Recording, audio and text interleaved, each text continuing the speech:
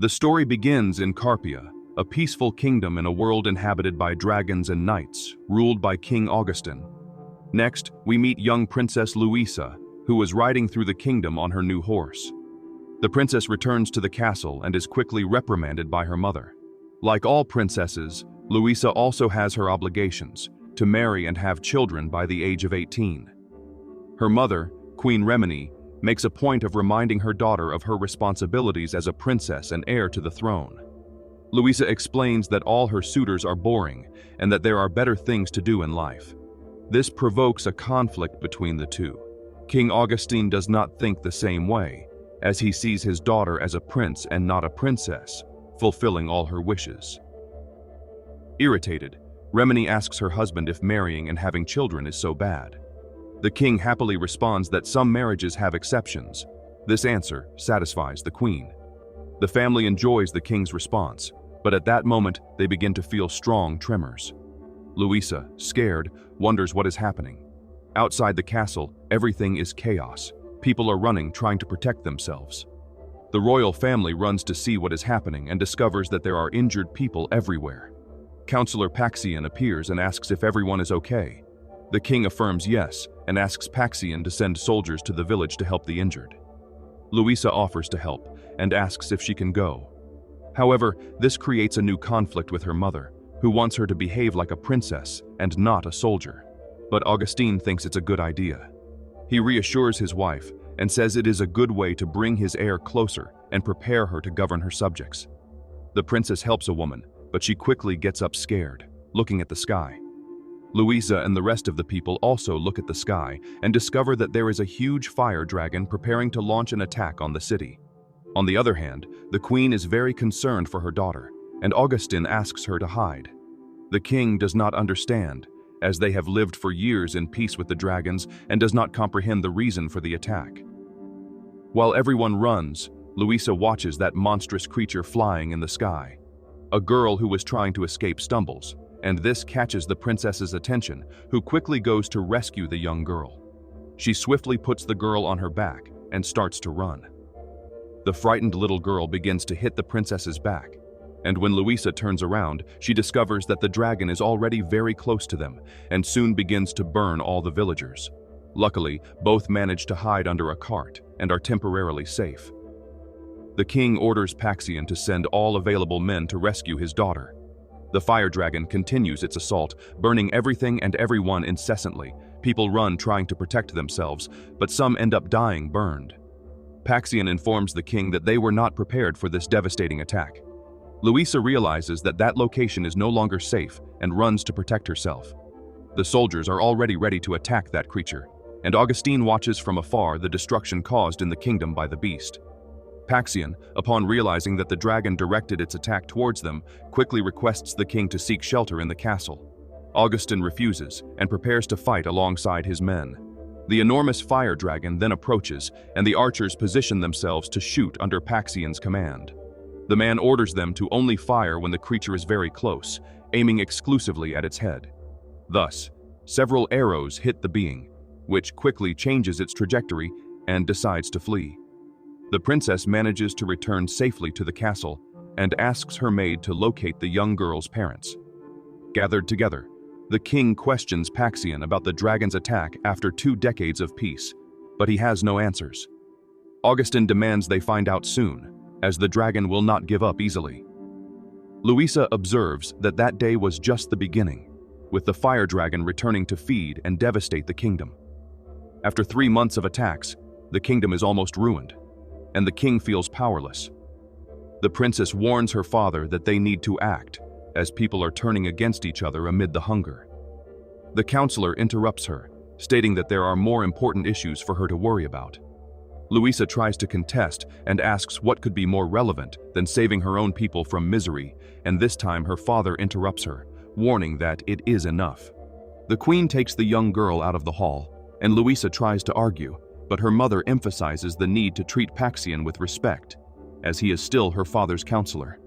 Remini tells her daughter to go to her room and leaves the place. As soon as her mother leaves, Louisa overhears her father's conversation. The counselor informs that King Quiloc desires an audience with Augustine. offering the doors of his kingdom in exchange for their surrender. Augustin finds it absurd and wonders why the dragon does not attack his kingdom, suspecting that Queloch has control over the creature. Paxian suggests accepting the offer, as options are running out, and Louisa hears everything with disbelief. In King Queloch's castle, a soldier informs that several people from the kingdom of Carpia are outside asking to enter, and questions if he can allow them in. Queloch, furious, refuses. The soldier tries to argue, but the king states that those people are not his responsibility. He declares that as long as King Augustin does not surrender to his kingdom, the people of Carpia will suffer the consequences. Queloch orders the soldier to send more men to protect the Dracon. We discover that this magical object serves to protect his kingdom from dragon attacks. Back in Carpia, Louisa hears King Augustin considering bringing Alador back, the only one who killed a dragon. Paxian rejects the idea, as Alador is no longer a knight and was banished by Queloch. Welcoming him would violate an important pact. Augustin acknowledges the seriousness of the situation, but argues that they have no other choice. Paxian disagrees, but Louisa is interrupted when her mother appears and reprimands her. In her room, Louisa asks about Alador, insisting they need to find him. The queen asks her to stay away, but Louisa counters that there is still hope if they find the knight. Remini recalls that Alador defeated an ice dragon for King Queloch I, and when he died, his son Queloch II took the throne, accusing Alador of conspiracy, which resulted in his punishment. Louisa insists she does not believe Queloch's words, but her mother ends the conversation and wishes her daughter good night. During the night, Louisa prepares to leave, and her maid asks where she is going at this hour. The princess replies that she will the Isma forest in search of the mentioned knight. The maid warns that that place is dangerous, but Louisa is undeterred and states that she knows how to protect herself.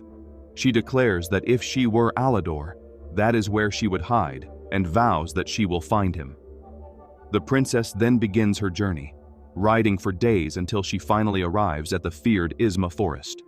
As she walks through the forest, she feels she is being watched, and suddenly is surprised by a man. Louisa introduces herself as the Princess of Carpia, but the man laughs, surprised by her boyish appearance. When she mentions she is looking for Alador, he becomes cautious, warning that that place is not safe. He says he knows the knight and urges her to hurry and leave. Excited by the possibility, Louisa rushes, but soon they are surrounded by the tree folk. The man urges her to be silent, but admits that it will probably not help and that they will likely be killed, drawing his sword. He is surprised to see Louisa pull out a sword, but is disappointed to realize it is only a dagger. When the tree folk attack, the two defend themselves but end up cornered. Suddenly, knives are thrown, taking down the attackers. A young warrior appears and asks who the woman is. Louisa introduces herself again, and the warrior, before responding, asks for gratitude for saving their lives. The princess is blindfolded and taken to the warrior's shelter, where she continues to insistently ask about Alador's location. The young warrior questions why the king would send his daughter as a messenger, and Louisa replies that she volunteered. He reveals that he does not trust her, and when asked, clarifies that it is not because she is a woman, but because the king has only one heir, and would not risk his daughter. Louisa mentions the dragon that terrorizes the kingdom, and Queloch's proposal that involves handing over Carpia. The men become alarmed and assert that they should not have so much power. Louisa explains that she needs to find Alador, the only one capable of defeating a dragon, and mentions that her father plans to restore his knight title. The young man says he cannot accept that, revealing that Alador is already dead, which Louisa does not believe. He tells her that Alador was his father and suggests she spend the night there, promising he will return to the castle the next day. Upon waking, Louisa hears the men talking and discovers that the elder's name is Sangumel, and the young warrior is Gabriel, Alador's son. Gabriel says they will not get involved in the fight and shares that his father was betrayed the last time he tried to help a kingdom. Sangumel advises Gabriel not to let that affect his view of King Augustin, who is just. The next day, Louisa wakes up thinking she has been abandoned, but soon finds Sangumel. She asks again why Queloch expelled Alador from the kingdom, and he suggests she ask Gabriel, who is outside. Louisa sees a collection of weapons and comments that Gabriel can kill a dragon like his father. Gabriel appears and says he will accompany her, although it was not his idea. Sanjamel promises to show something and throws an object that explodes upon hitting the ground, impressing the youths. Sanjamel asserts that this could destroy a mountain, and Gabriel comments that he knows what he is thinking, reaffirming that his decision remains the same. In the kingdom of Carpia, Augustin meets with King Quiloc, who states that his proposal was influenced by the relationship with Augustin's deceased father. Augustin confronts Quiloc, claiming that what he is doing is pure extortion and that everyone is aware of it. Quiloc replies that he can describe his offer as he wishes, but he is the only person capable of saving his people, warning that Augustin has only 2 days to make a decision. The trio pauses on their way to the castle, and Louisa continues insisting that Gabriel help them face the dragon. The young man, however, informs her that he does not fight dragons or defend kingdoms or any other cause. Louisa mentions that her father is a kind man, willing to abdicate the throne to help his people, which speaks volumes about his character. Gabriel responds that this is not his problem. Louisa then talks about a great reward, and upon hearing this, Sanjamel says that money would be very useful, leading Gabriel to eventually agree. Soon, they reach the kingdom, and Gabriel observes the destruction caused by the dragon, while the villagers watch them, intrigued about who those men with the princess are. Augustine is furious about the promise made by his daughter in his name, stating that this could have serious consequences. He does not want to meet them and tells Louisa to send them away. She tries to argue, but he is so furious that he orders her out. This time, the queen supports her daughter and asks the king to reconsider and at least try to talk to the men. Paxion approaches and says that this is ridiculous, stating that Gabriel is not a dragon slayer, but the son of a former bandit. Augustin observes that they need to consider all options, and Paxion states that although Quiloc is unbearable, he is the only chance to save the kingdom.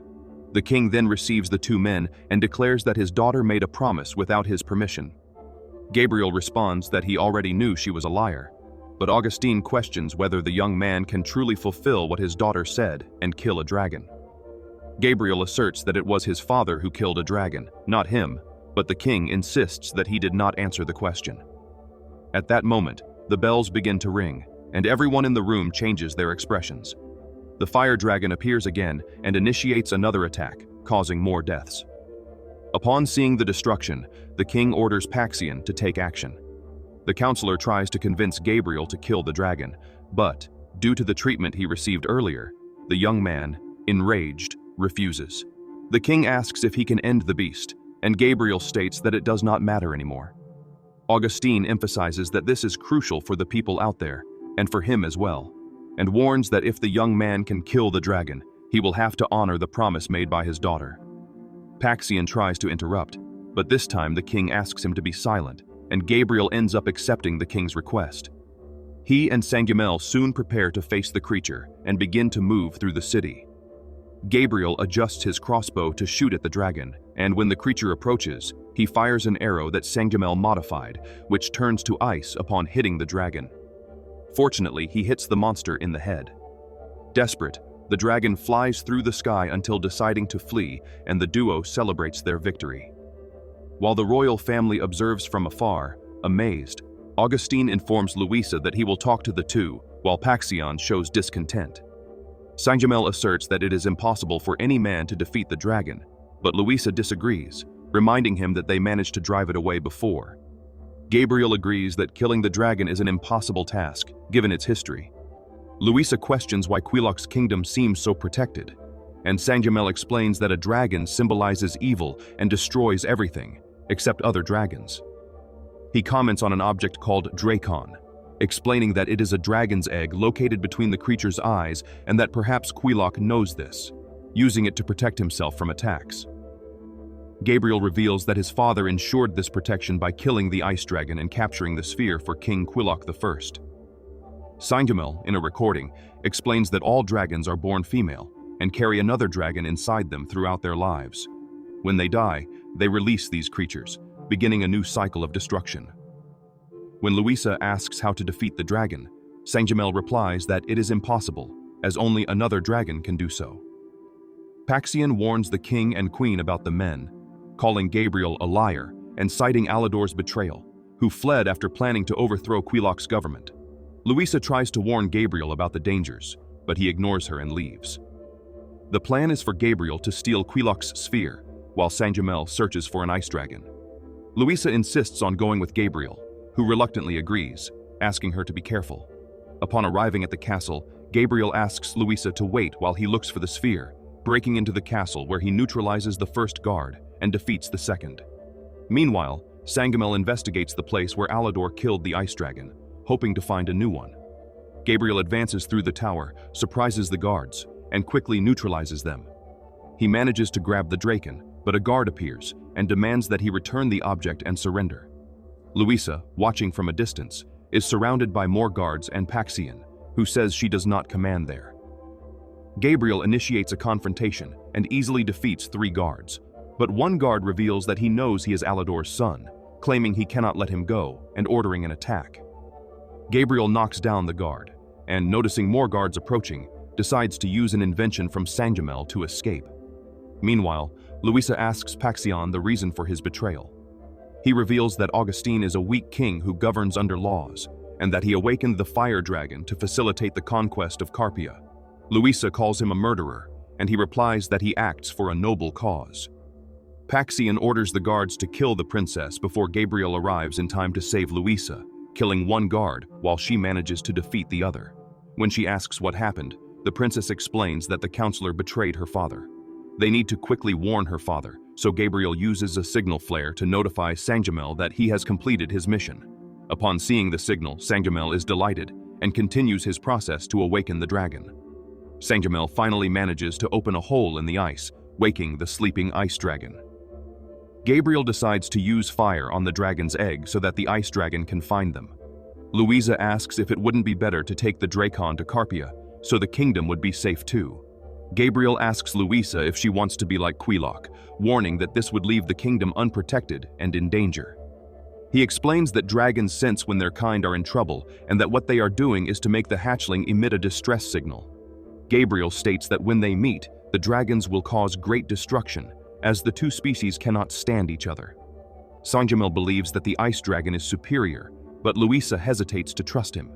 Gabriel defends Saint-Germain, indicating that he has known him since childhood and trusts his experience.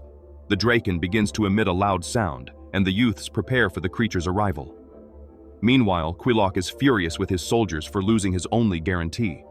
He calms down and gives a mission to his most loyal soldier, to kill Gabriel and recover the Dracon. The soldier, with no alternatives, accepts the mission. Gabriel decides to place the egg in a lead box to prevent the dragon from sensing any reaction. Louisa questions whether this was not their goal, but Gabriel explains that holding a furious dragon egg while the creature approaches is not safe. They ride to an open field to attract the dragons, who soon arrive and begin a fierce fight. The couple finds themselves in the middle of the combat, and Louisa is thrown from her horse, almost dead. Gabriel quickly dismounts to help her, and the 2 hide in a shelter. Gabriel warns that they need to take a break, as they are too close to danger. During the dragon's fight, Louisa begins to feel attracted to Gabriel, but he says it is time to leave, leaving her disappointed. As they try to return to the kingdom, they are confronted by Quiloc's soldiers. Louisa uses a knife and kills a soldier while trying to escape, and Gabriel prepares to face another, but the enemy decides to retreat upon realizing he is strong. While Louisa is pursued, an arrow shot along with a rope takes down her enemy from his horse. Saint-Germain appears and helps her, but soon the dragons appear, and Louisa finds herself in the crossfire of the beasts. The terrified horse ends up throwing the young girl to the ground. Saint-Germain rushes to help her, but discovers that she is only unconscious. More Quiloc soldiers appear to face him, and he quickly knocks down one from his horse and begins to confront another. Saint-Germain quickly kills the warrior and starts a new fight, managing to neutralize the other, but more and more warriors appear. The man then starts a confrontation against 2 warriors at the same time, but barely manages to win. Gabriel arrives on the scene and runs to check if Louisa is okay.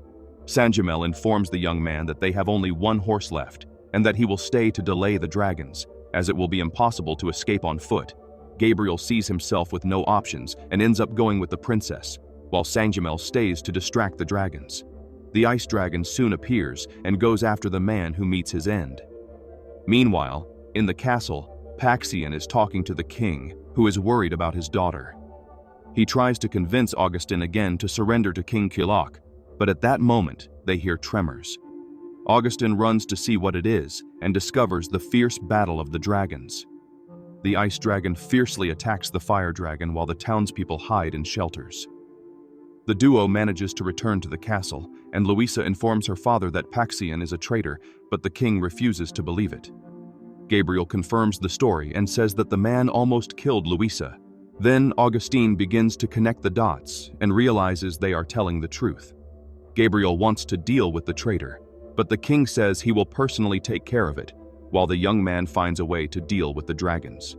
Augustine soon confronts the traitor, and Paxian says he was already tired of serving a weak king, saying he would do it all over again if possible. He attempts to attack him, but the king manages to defend himself and prepares to kill him when, suddenly, he is stabbed in the back by King Quilok. In the battle between the dragons, the ice monster stands out and quickly manages to finish off the fire dragon, shifting its focus entirely to the egg. Louisa, who did not respect her father's orders, manages to reach it, and when she finally finds it, he is lying on the ground lifeless. She deeply mourns and cries incessantly. Quilok argues with Paxian, calls him useless for losing the Dracon, and demands that he kill the young warrior and recover his amulet of protection against dragons, as the previous agreement will count for nothing. Then he calls his guard and sends him along with Paxian to help him recover the Dracon. The Queen and Gabriel talk about how he will stop the dragon. At that moment, Louisa appears with tear-filled eyes and falls into her mother's lap. Thus Rimini discovers what is happening. Gabriel prepares to face the ice dragon, and Louisa wants to go along. They try to stop her, but know it is futile. He says they will have to lure the dragon to the Salt Mountain. The princess questions this plan, but Gabriel asks her to trust him. The two head there, but soon they are stopped by more soldiers and by Paxian, who demands they hand over the Dracon. Paxian orders the soldier to have his men kill Gabriel, but the soldier refuses to carry out such a mission. He and his men quickly switch sides, and Paxian is left confused, but decides to flee the battlefield. Then, the knight nicknamed Pontiero says that he served under Alador's command and mentions that he was a good man, but was wronged by Quilok's evil. Quilok is now with the queen and is trying to convince her to declare that the kingdom of Carpia is now his, and when he is about to assault her, she quickly stabs him and warns that it was for her husband, thus ending the legacy of the Mad King. Gabriel burns the dragon's egg again to attract it and kill it. The dragon soon senses the vibrations and approaches. Gabriel begins to climb the mountain while the dragon watches him, unable to attack him as the young man is holding the egg. The dragon makes its first attack and almost knocks the young man into the abyss, but he manages to hold on and continues climbing. Louisa discovers Gabriel's plan, as that mountain is made of salt, and salt melts ice, and each attack that the creature makes ends up hurting it, and Gabriel knows this and continues climbing until he reaches the mine's entrance. Gabriel enters the mine with the egg and lures the creature inside. It quickly flies over and arrives in the mine. The dragon does not want to enter, as it is being affected by the salt, but Gabriel throws the egg inside the mine, causing the creature to descend to try to recover it. Gabriel prepares to use the bomb that his master designed. He quickly throws it down, causing a great explosion and trapping the dragon inside. Louisa is very worried, thinking that the young man has died, but soon he appears at the mine's entrance, and everyone is happy about that. Meanwhile, Paxian ends up getting lost in the Isma forest, being found by the tree men, thus marking his end.